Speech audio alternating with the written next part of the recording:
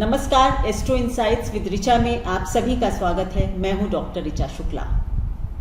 कल से पितृपक्ष का प्रारंभ हो रहा है, जिसको हम श्राद्ध पक्ष भी कहते हैं। बहुत से लोगों का मानना है कि आज से ही श्राद्ध शुरू हो गए, लेकिन मेरा मानना है क्योंकि आज 9:40 तक चतुर्दशी तिथि ही चल रही है, अतः कल ही को पूर्णिमा का श्राद्ध किया जाए तो अच्छा रहेगा। तो कल पूर्णिमा से लेकर और अमावस्या तक हर दिन पूरे 15-16 दिन हमारे फोर फादर्स के लिए डेडिकेटेड हैं। जिस दिन भी आपके माँ, पिता, दादा, दादी, किसी की भी जो हमारे बीच अब नहीं है, जो ऊपर जा चुके हैं, जिनका प्रयाण हो चुका है, तो एक तरह से उनको हम उनकी डेथ एनिवर्सरी को मनाते हैं या उनको उस दिन याद करते हैं।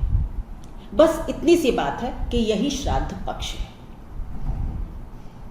जिस दिन भी आपके माता, पिता, दादाजी या दादी जी की मृत्यु हुई थी, उस दिन कोई तिथि होगी। उसी तिथि को आप इन 16 दिनों में पंडित जी को अपने घर बुला सकते हैं, उनको भोजन कराएं, वस्त्र दें, जो भी आपकी श्रद्धा हो, क्योंकि कहा जाता है श्रद्धया इति श्राद्ध। जो आप श्रद्धा से अपने फोर फादर्स को समर्पित करते हैं वही श्राद्ध है। कोई भी इसमें बंधन नहीं है। केवल और केवल आप चावल को मारकर और उसके पिंड बना लेंगे और पानी यानी तर्पण कर देंगे तो भी आपकी श्राद्ध संपूर्ण हो जाती है। तो यहाँ पर आपके पास रुपए, पैसे, स्टेटस, इस सब का कुछ लेना देना नहीं है। पुराणों ने हमारे लिए बहुत ही सिंपल बातें बताई थी।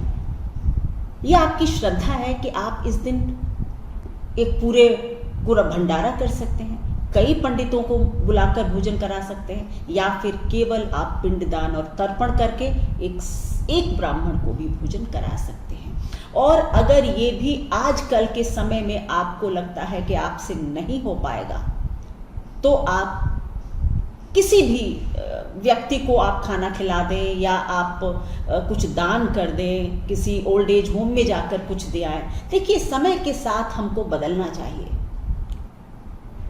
लेकिन बात यह है कि आपको इस दौरान इन 16 दिनों में अपने फोर फादर्स को याद करना चाहिए।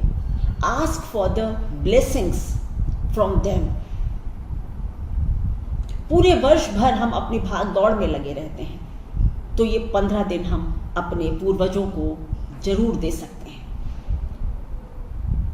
कई लोगों का यहाँ पर मैं कुछ भ्रांतियाँ, कुछ जिसको मैं आप सभी जानते हैं कि मैं चीज़ों को डीमिस्टिफाई करके या सिंपल करके बताने में भरोसा करती हूँ, और किसी भी तरह का अंधविश्वास आपके दिमाग में नहीं लाना चाहती।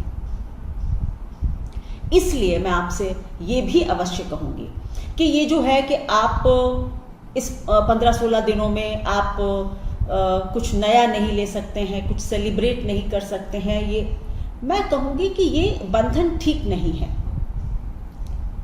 देखिए, माँ पिता तो हमारे साथ हों या फिर सूक्ष्म रूप में, प्राण रूप में, कहते हैं कि इस 15 दिनों में आत्मा विचरण करती है, वापस आकर देखती है अपने परिवार को।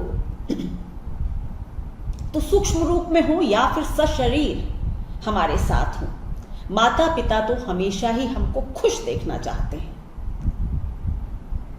तो ऐसा हो ही नहीं सकता कि अगर हम इस दौरान मतलब प्रसन्न ना दिखें, हैप्पीली अपने घरों में रह ना रहे हों, तो हमारे जो पूर्वज सूक्ष्म रूप में हमको देखने आएंगे तो वो प्रसन्न नहीं हो सकते। लेकिन जिस तरह से अगर हम कहीं बाहर रहते हैं और हमारे माँ पिता हमारे घर आने वाले होते हैं, जब जीवित होते हैं, तो हम क्या करते हैं? अपने घर की सफाई करते हैं, उनका कमरा ठीक करते हैं और उनके हिसाब से घर को सेट करने का प्रयास करते हैं कि मम्मी को ये पसंद है, पिताजी को ये पसंद है। बस वही करना है आपको।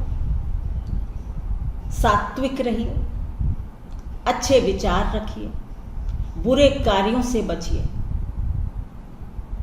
किसी के साथ भी अन्याय, दुराचार वैसे तो कभी भी नहीं करना चाहिए, लेकिन इस पक्ष में तो बिल्कुल भी नहीं करना चाहिए। क्योंकि आप ऐसा कोई भी कार्य न करें जिनसे आपके फोर फादर्स को आपको देखकर प्रसन्नता ना हो। तो आपको स्वयं को खुश दिखाना है, अच्छा दिखाना है। सात्विक रहिए, शांत रहिए, उनका स्मरण कीजिए, उनकी बातें याद कीजिए और उनसे अपने घर की शांति के लिए, स्वास्थ्य के लिए, प्रॉस्पेरिटी के लिए दुआ कीजिए, प्रार्थना कीजिए अपने पूर्वजों से।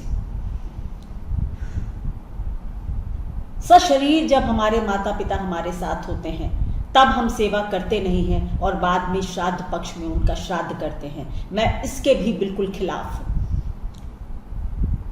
माँ पिता का उनके जीवन में तो सबसे ज्यादा सम्मान कीजिए और उसके बाद श्राद्ध कीजिए, क्योंकि लीक पीटने से कोई फायदा नहीं होता। जो कार्य भी किया जाए वो आत्मा से किया जाना चाहिए। आप अपने माँ बाप का सम्मान इस जीवन में करें, सशरीर जब वो आपके मध्य हैं तब करें, और उसके जाने के बाद उनकी मृत्यु की तिथि पर उनको याद करें। अगर आपके बच्चे छोटे थे जब आपके माँ बाप की डेथ हुई थी, ये दिन उनकी याद को समर्पित होना चाहिए। बच्चों को उनके दादा दादी के विषय में कुछ बातें बताएं, उनके कैरेक्टर की कुछ खासियत, कुछ अच्छाई उनको बताएं और प्रेरणा दें कि आप उस अपने दादाजी से ये सीख सकते थे अगर वो होते तो। So this is the time to remember your forefathers with love and gratitude. सम्मान, प्रेम और थैंकफुल होना बहुत जरूरी है श्राद्ध पक्ष में। तभी हम पूरी तरह से श्राद्ध पक्ष को मना पाएंगे। पौराणिक जो विधान है कि आप तर्पण करें, दान करें, गाय को खाना खिलाएं, कौवे को खाना खिलाएं, ये सब तो ठीक ही है, लेकिन सबसे बड़ी बात है कि you should pay respect, fondly remember them and always have a feeling of gratitude towards your forefathers. अगर हम ऐसे श्राद्ध मनाएंगे तो हमारे घर में निश्चित रूप से पूर्वजों का आशीर्वाद रहेगा और सुख, शांति, धन, संपदा सभी हमारे घर में विराजमान रहेगी। धन्यवाद। आप लोग मेरे YouTube चैनल से धीरे धीरे जुड़ रहे हैं और उसको सब्सक्राइब भी कर रहे हैं। मेरी रिक्वेस्ट है कि ज़्यादा से ज़्यादा सब्सक्राइब करें और शेयर करें, लाइक करना बिल्कुल भी ना भूलें। Thank you so much.